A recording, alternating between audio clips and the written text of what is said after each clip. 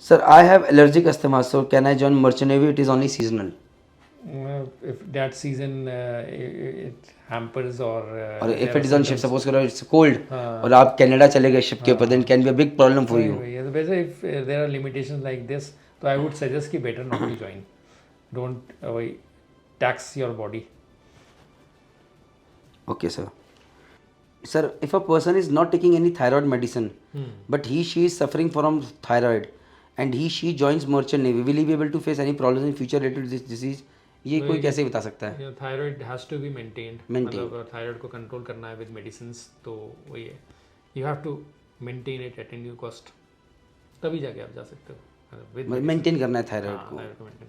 आप ऐसा रिस्क नहीं ले सकते ना बिना मेडिसिन के आप चले गए.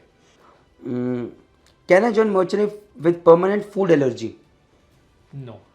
अच्छा. हाँ, परमानेंट फूड एलर्जी का मतलब इसलिए नहीं ज्वाइन कर सकते क्योंकि ये क्या ऐसा परमानेंट फूड एलर्जी हुआ क्या सर? मीन्स वही है कि फूड एलर्जी होती परमानेंट है, मीन्स मतलब कि जो कि हमेशा जैसे कि आपको किसी चीज खाने से कोई चीज हो जाएगा. तो अगर शिप में तो वही है ना कि you can't have control on food, आपको जो भी शिप में मिलेगा वो खाना ही पड़ेगा.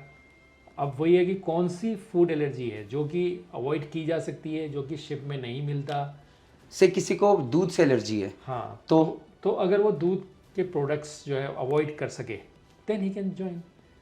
ठीक, वो अगर आपको बोलते हैं जी मुझे परमानेंट फूड एलर्जी है, जैसे आई हैव एलर्जी फ्रॉम आटा, तो आप बोल दोगे जय माता दी भाई. या बोल दोगे चावल, तब तो भाई खाना वही है कि वहाँ पे खाना जो है अगर वो वीट बेस्ड है, सपोज आपको ब्रेड ही मिल रही है वीट बेस्ड, कैसे अवॉइड करोगे?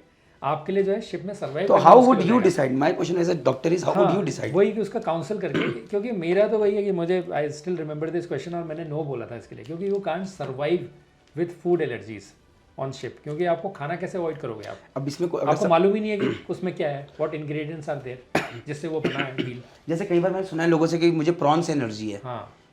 या पीनट से एनर्जी है. कोई ऐसी चीज जो कि बिल्कुल आइसोलेटेड है, तब तो कोई दिक्कत नहीं कर सकते हो. सपोज आपकी वीट एलर्जी है, वीट कैसे अवॉइड करोगे आप? वीट के बिना तो काम नहीं चलेगा. Understood sir. मिल्क प्रोडक्ट्स मिलते हैं. सो इसमें भी डिपेंडेंट ये है कि किस चीज से एलर्जी है. मतलब वही है कि उसमें एक डॉक्टर हैज टू डिसाइड, और ये बड़ा एक सब्जेक्टिव है, इसको इतना जल्दी से आंसर नहीं दे सकते. मतलब ऐसा नहीं है कि सबके लिए जो है वो आंसर नो है या सबके लिए यस है. Sir, I have cold allergy, because of this I face only cough, so can I join merchant navy? अगर कोल्ड एनर्जी जो है वो वहाँ पे एग्रीवेट होगी आपकी, आप जिस शिप में भी जा रहे हो आपको वेरियस टेम्परेचर्स झेलने पड़ते हैं. अगर वो नहीं आपका वो कर सकते, आप उसको अवॉइड कर सकते, तो फिर आपको वही पहले या तो उसका ट्रीटमेंट लो. कोल्ड एलर्जी मतलब क्या हुआ सर? वही allergy due to cold weather. अच्छा, कोल्ड वेदर में तो एलर्जी हो जाएगी. उसमें पूरा गला बैठ जाएगा, स्नीजिंग, रनिंग नोज, जिनको हमेशा होता है, जैसे बोलते हैं एलर्जिक राइनाइटिस. सर ये तो मुझे भी है, मुझे ऐसा लगता है, मुझे तो छींकें ऐसे शुरू हो जाती हैं. जैसे मैं एसी के रूम से बाहर निकलूंगा मुझे छींकें शुरू हो जाएंगी. अगर वो मतलब मैनेजेबल है तो ठीक है, अगर नहीं है तो नहीं. ओके, चलिए. Sir, I have a mild allergy and very mild asthma. I have never used inhaler and I have never got a asthma attack. Can I join merchant navy? नहीं, that is also too very subjective. Very subjective again कि भैया कौन सी mild allergy है, किसी कैसी है, किस level पे है, फिर उसका टेस्ट कराएंगे पीएफटी एंड ऑल कि उसको अस्थमा किस लेवल पे है, एवरीथिंग. ठीक है sir. So again this is very subjective question, इसको ऐसे नहीं कह सकते. ठीक है. Can I join merchant navy with celiac disease? What is celiac disease sir? Celiac disease वही है आपके जो इंटेस्टिनल डिजीज होती है, जिसमें आपको वीट एलर्जी हो जाती है.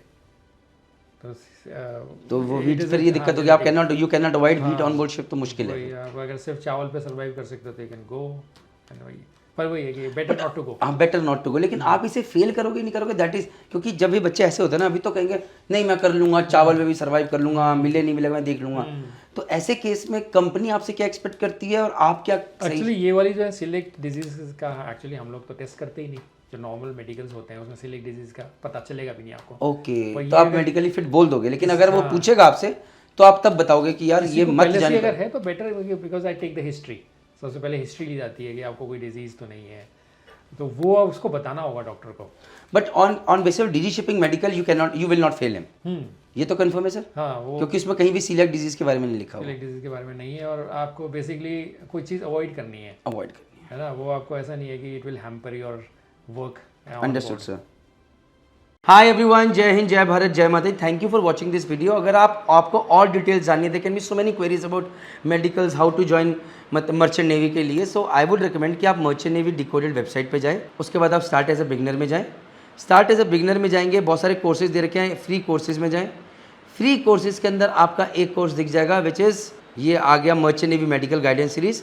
आप जब इस merchant navy medical guidance series पे जाएंगे तो यहाँ पर इस मेडिकल सीरीज़ के अंदर आपको सारी जानकारी, how to find DG approved doctor, eye sight से रिलेटेड, हाइट एंड वेट से रिलेटेड, डेंटल से रिलेटेड, बोन्स एंड फ्रैक्चर से रिलेटेड, स्किन से रिलेटेड, ईयर से related, knock knees, flat foot से related, stomach, intestine, tumour, lipoma, blood pressure, kidney, private part, जो जो problems हैं वो सारी इस कोर्स में दी हुई और बाकी हम डाल रहे हैं। So what are you waiting for? Please enroll for this free course and get all the guidance. आप ही लोगों के लिए बनाया है। जय हिंद, जय भारत, जय माता।